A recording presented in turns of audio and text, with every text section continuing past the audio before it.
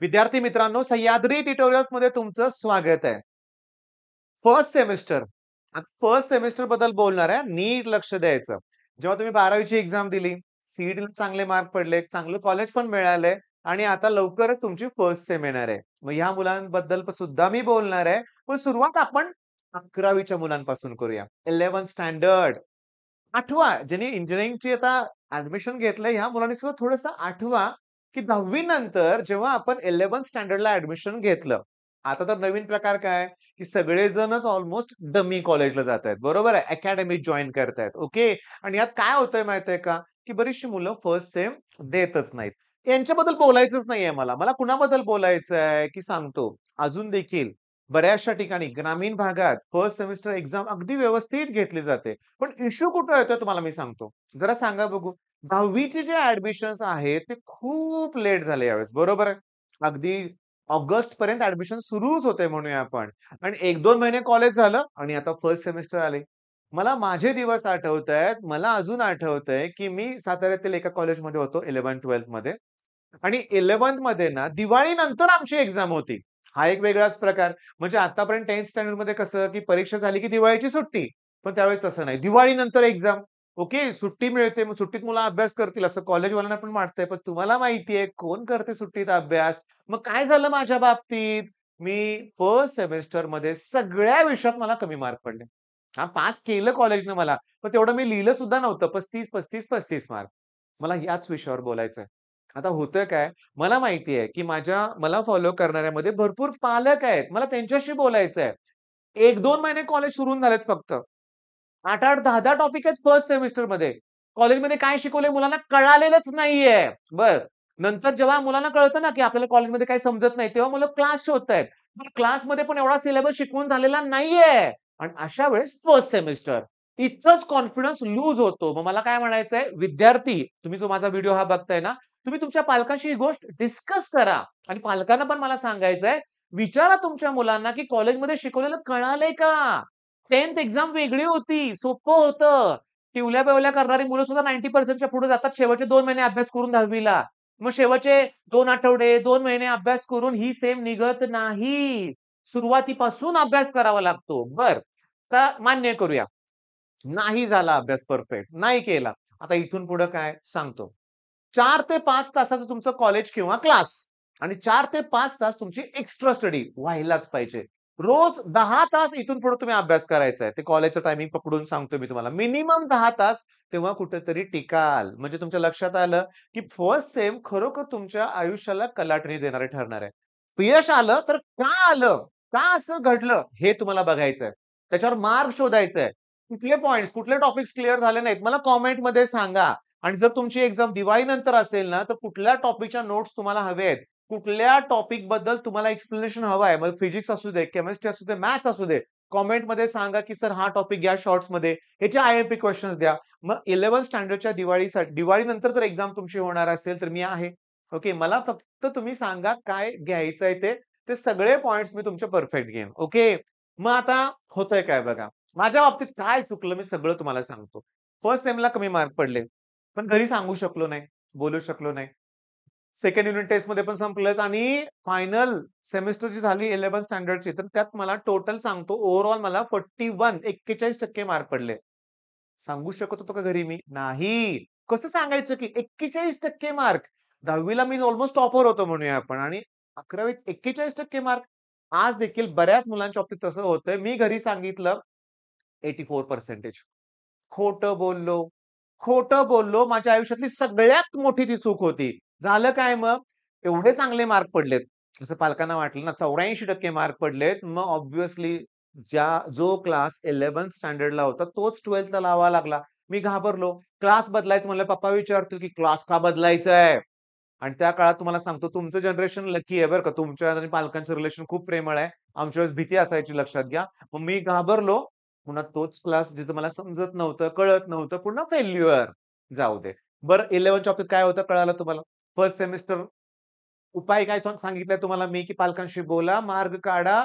Actually नसेल होत त्या क्लासमध्ये तर चेंज करा आणि तुमच्यासाठी तर YouTube आहे रे बाळांनो. YouTube आहे. ऑनलाईन जबरदस्त प्लॅटफॉर्म आहेत. कुठलातरी एक पेड जरी प्लॅटफॉर्म जॉइन केला तरी चालेल.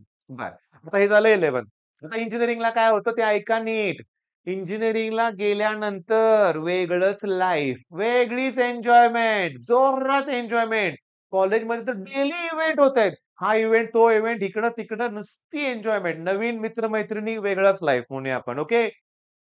त्यात कुठं कधी एक्झाम आली कळत सुद्धा नाही. तुम्हाला त्या दोन्ही गोष्टी मॅनेज करायला जमल्या पाहिजेत फर्स्ट सेमेस्टरच्या मुलांना. आणि तुमच्या एक गोष्ट लक्षात आली का आता? तुमचं ड्रीम कॉलेज सगळं मिळालं. पण कुठल्याही कॉलेजमध्ये जसं पोर्शन क्लिअर केला पाहिजे तसा केला जात नाही रे. आपल्यालाच करायचं असतं. तुम्ही कॉलेजमध्ये शिकवतील आणि मी करेन हा ठेवूच नका टार्गेट डोक्यात लक्षात ठेवा. तुम्हाला स्वतःहूनच करायचंय आणि तिथं सुद्धा YouTube. मी तुम्हाला सांगतो अकॅडमी नावाचं बेस्ट प्लॅटफॉर्म आहे. ओके. टिकलेस अकॅडमी नावाचं बेस्ट प्लॅटफॉर्म आहे. आलसी इंजिनिअर आहे. आणि अजून जर तुम्हाला कुठले चॅनल्स माहीत असतील तर कमेंटमध्ये सांगा ना इतरांना सुद्धा. मी तुम्हाला सांगू का? खूप चांगलं आहे. खूप चांगलं आहे. सगळं चांगलं आहे. YouTube इतकं ईझी आहे लक्षात घ्या. साध्या सोप्या भाषेत तुम्हाला शिकवणारे लोक आहेत. फक्त ते शोधता आलं पाहिजे. मी तुम्हाला सांगतो YouTubeवर टाईमपास पण खूप आहे बरं का. असे टाईमपास करणारे लोक आहेत, मुलांशी इमोशनली अटॅच होतात बरं का. म्हणजे सांगू का? मी परवा एक बघितला बरं का व्हिडिओ. ते सर ना जेवणाचं ताटच घेऊन आले होते बरं का लक्षात घ्या आणि काय म्हणले माहितीये का? "बच्चों अभी खाना खाना है, लेकिन तुम्हें पढ़ाना है, तो खाना छोड़ दूंगा मैं." मुलं पण वेड्यासारखी ना अटॅच होतात. अरे पण ते खाणं जाऊ दे. ताट दाखवायची काय गरज आहे? अजून मी तुम्हाला सांगतो, अल्कोहोल, फिनॉल, इथर दारूचीच बाटली घेऊन सर आले होते. बापरे! आणि ते मुलांना विचारत होते, "ही कुठली बॉटल आहे? काय?" आणि मुलं कमेंटमध्ये वेगवेगळ्या ब्रँडची नावं लिहीत होते.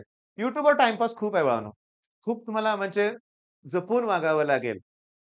चांगली लोकं पण खूप आहेत लक्षात घ्या. तुमच्यासाठी जीव तोडून कष्ट घेणारे लोकं आहेत. त्यांना फॉलो करा. बरं, फर्स्ट सेमचा इम्पोर्टन्स का आहे 11th आणि इंजिनिअरिंगला सुद्धा? अरे तुमचं सी असेल. मी तुम्हाला आणखीन एक माझ्या अनुभवातून सांगतो. जी फर्स्ट सेम क्लिअर होते ना, त्याचं इंजिनिअरिंग आरामात क्लिअर होतं. कुणालाही सीनियरला विचारा तुम्ही. पण फर्स्ट सेममध्ये अडकला ना, संपलं. मग बॅकलॉग आणि बॅकलॉग. मग कुठली प्लेसमेंट आणि कुठलं ड्रीम म्हणूया आपण. अडकायचंच नाहीये कुठं आणि मी तुम्हाला सांगतो आता माझी चूक मी सांगतोय. तुम्ही माझ्या चुकातूनच शिकायचंय लक्षात घ्या. 100 पैकी 40 मार्काला आमच्या वेळेस पासिंग क्रायटेरिया होता. मग मी काय करायचो, की 60 मार्कापर्यंतच अभ्यास करायचो. बाकीचं ऑप्शन 60 पैकी 40 पडतील की. म्हणजे माझं टार्गेट असायचं पासिंग. पास व्हायचंय हे माझं टार्गेट असायचं. मग मी फेल व्हायचो. हां, टार्गेटच चुकीचं होतं ना. पण 3rd इयरला जेव्हा मी पाटील सरांचा सांगलीत क्लास जॉइन केला, त्या व्यक्तीमुळे माझं लाईफ चेंज झालं. मी माझं टार्गेट चेंज केलं, की मला टॉप करायचं. हां, प्रत्येक पेपर मी पहिली चूक माझी दूर केली, की आता ऑप्शनला काही ठेवायचंच नाही. 100% सिलेबस कंप्लीट करायचा. हां, नाही आलं टॉपर मी कॉलेजमध्ये, पण माझा कुठल्या सब्जेक्टमध्ये कधी बॅकलॉग राहिलाच नाही त्यानंतर. आणि थोडे नाही, चांगले-चांगले मार्क मी तुम्हाला सांगतो, तुम्हाला आता सगळ्यांना ना जबरदस्त मार्क मिळतायत. मला मी माझे 3 अटेम्प्ट लिहितो बरं का, M3 सब्जेक्टचे बरं का, M3 मी तुम्हाला सांगतो, पहिल्या अटेम्प्टमध्ये 0 पडले. अरे कॉलेजलाच गेलो नाही मी. पेपरलाच गेलो नाही. दुसऱ्या अटेम्प्टमध्ये 4 पडले. नंतर इंजिनिअरिंग सोडायची वेळ आली असं वाटलं, पण नाही. तिसऱ्या अटेम्प्टला मला 69 स्कोर होता. मी तुम्हाला सांगतो त्या काळात 69 M3 मध्ये तो दी बेस्ट स्कोर होता. हां, दी बेस्ट स्कोर होता. मग एवढा माझ्यात चेंजेस झाले. योग्य मार्गदर्शन मिळालं तर ते होऊ शकतं. त्यामुळे तुम्हाला फर्स्ट सेमेस्टरकडे सीरियसली बघावं लागणार आहे. आणि मी सांगितलंय, इंजिनिअरिंगच्या मुलांना सांगितलंय, की YouTube चॅनल्स आहेत ते फॉलो करा. तुम्हाला एखादं चॅनल माहिती असेल तर कमेंटमध्ये नक्की सांगा. आणि 11वीच्या मुलांना सांगतोय, की तुम्ही मला कमेंट करून टॉपिकची नावं सांगा. मी तुम्हाला आय-एम-पी क्वेशन्स देतो. मी तुम्हाला सांगतो जेव्हापासून एक्झाम सुरू झालेली आहे, म्हणजे जेव्हापासून 11th स्टँडर्डला होतो ना, तेव्हापासून मी कॉलेजच्या पेपरमध्ये बघितलंय. Define unit end requirements of good unit येणारच प्रश्न. डायमेन्शनल एनालिसिस येणारच प्रश्न. 3 मार्काला डायमेन्शनल एनालिसिस सेमेस्टरमध्ये येणारच लक्षात घ्या. आता मी तुम्हाला सांगतो, जी मुलं अकॅडमीजमध्ये आहेत, जी मुलं डमी कॉलेजमध्ये आहेत, त्यांच्यासाठी सुद्धा ही फर्स्ट सेम मोस्ट इम्पोर्टंट आहे. खूप इम्पोर्टंट आहे. अकॅडमीतल्या मुलांची मोठी चूक काय होते माहिती आहे का? 11वीत कुठलीच एक्झाम देत नाहीत. 12th मध्ये सुद्धा नाही. प्रिलिम सुद्धा देत नाहीत. डायरेक्ट बोर्डच्या एक्झामच्या वेळेस मुलांना टेन्शन येतं, की आपण अरे काहीच केलं नाही. मग लक्षात आलं मी काय सांगतो ते. चांगला अभ्यास करा. ओके. मी तुम्हाला नेहमी असे चांगले व्हिडिओ प्रोव्हाईड करेन, की जेणेकरून तुम्हाला ते उपयोगी पडतील. म्हणजे म्हणतो ना पुढच्या ठेच आणि मागचा शहाणा. मला ज्या काही ठेच लागल्या म्हणूया आपण, मी त्यातून जे शिकलोय ते तुम्हाला मी सांगतोय. कुठली गोष्ट करायची आणि कुठली गोष्ट करायची नाही. आणि मी तुम्हाला सांगतो, सुरुवात मी घरातूनच केली होती. मी सगळ्या आमच्या आमच्या घरात मी सगळ्यात मोठा.